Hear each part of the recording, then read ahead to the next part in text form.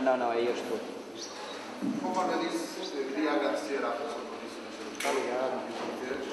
Não se ouve? Já. Era um problema técnico lá dentro. Queria agradecer à Federação Socialista do Partido, à Federação Socialista do Porto, este convite e uma inversão. Para mim é uma grande honra. Eu vou abordar as questões do mercado de trabalho, do emprego e das relações laborais.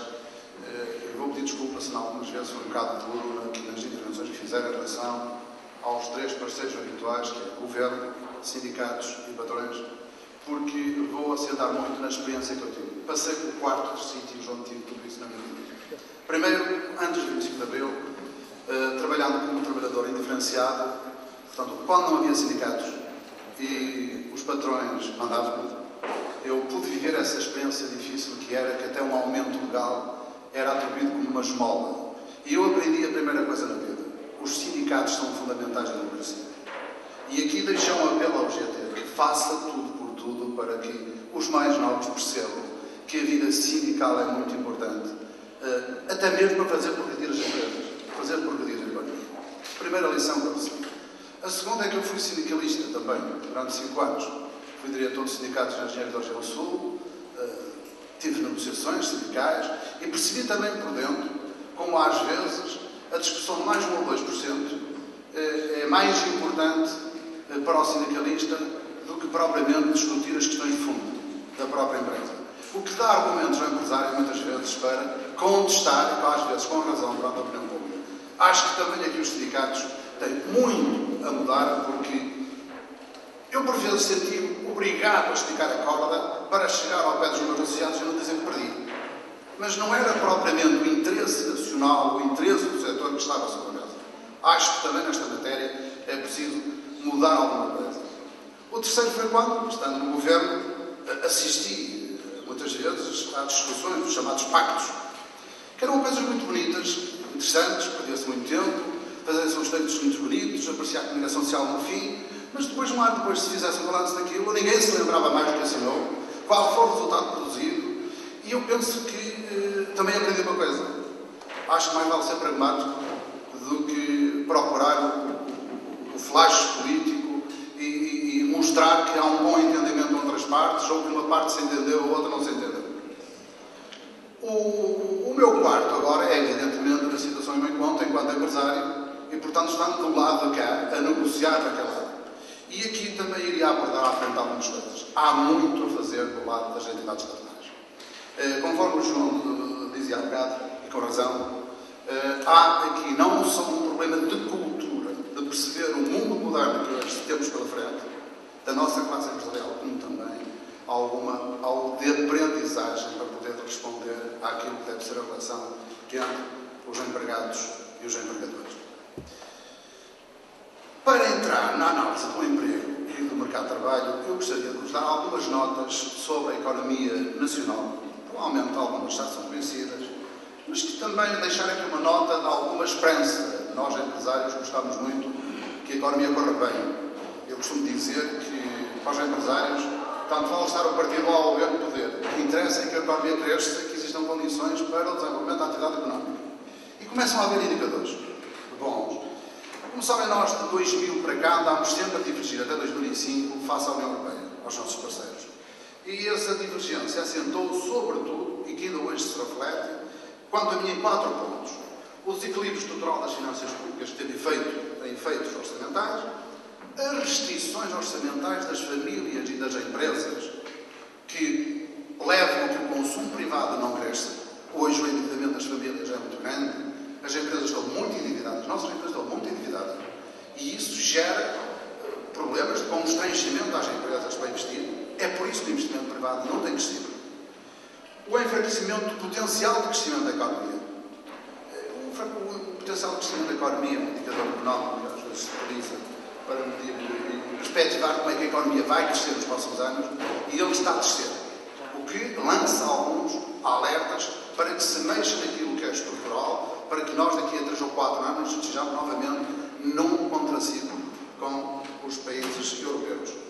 E finalmente, um outro aspecto que eu gostava de referir aqui tem a ver que entre 2000 e 2005 os setores de bens não transacionáveis na economia portuguesa foram muito protegidos. Eles já estavam protegidos da concorrência externa. Estou a falar na administração pública, muitas vezes nos serviços. Foram fortemente protegidos em detrimento da indústria transformadora. E durante este período, os trabalhadores da indústria transformadora foram os mais penalizados. Foram os que fizeram menos greves, foram os que tiveram menores aumentos relativamente aos aumentos de produtividade e foram aqueles que deram um efetivo contributo para que a economia hoje esteja a dar um grande passo. Daí que eu aqui quero prestar a minha homenagem aos trabalhadores da indústria transformadora do setor privado. E deixem-me que lhes diga, já agora, porque as coisas têm que ser ditas com toda a frontalidade, fiquei há dias chocado, face a este quadro, quando via o Sindicato de Técnicos dos Quadros do Estado pedir um aumento que é insuportável para a economia portuguesa. Quer dizer, e oxalá que o Governo não caia no erro de satisfazer nem que seja metade, porque não pode ser. Me desculpem, os administradores da administração pública, mas se hoje estão a sofrer alguma contenção nos salários que têm, nós no setor privado sofremos muitas contenções durante 5 anos. Não havia aumentos na empresa. Eu numa empresa sei que durante 3 anos não houve aumento nenhum. E os trabalhadores aceitaram para que depois pudessem ter. E, no entanto, garantiram aumentos de produtividade. Mas começam-se a registrar alguns sinais bastante positivos, sobretudo a partir do segundo trimestre de 2005. O indicador de custos unitários relativos à indústria transformadora melhorou, o que significa que a nossa competitividade aumentou. Isto veio a traduzir-se que em 2006 as nossas exportações já cresceram significativamente. E é importante que se perceba. As exportações significam produção de bens transacionáveis. Que já abordaria esse aspecto mais à frente. Outro sinal muito positivo é a diversificação das exportações que está a acontecer. Nós estamos a entrar em outros mercados. Nós estamos a acrescentar mais valor ao produto que exportamos.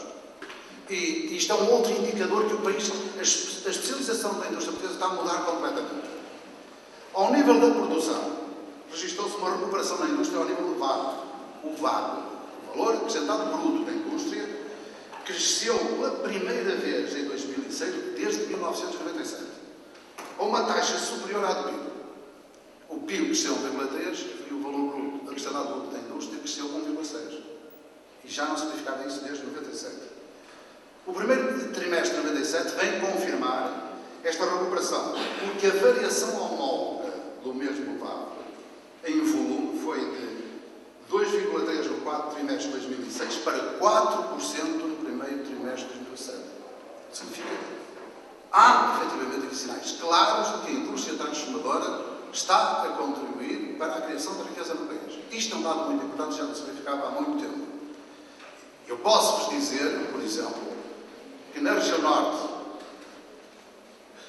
e iria abordar isso depois na parte do emprego, mas posso dar já abordado, na região norte, nos últimos 12 meses, perdemos cerca de 17 mil empregos na construção civil, mas na indústria transformadora houve a criação líquida de 2.500 postos de trabalho.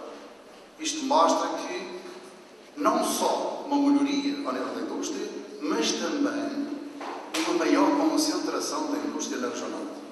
E mostra mais uma vez que a região norte, sempre nos momentos de crise, consegue, através das exportações e do seu potencial industrial, responder aos grandes desafios do país. Já o foi ao longo da história e, mais uma vez, a região norte está a mostrar esse papel.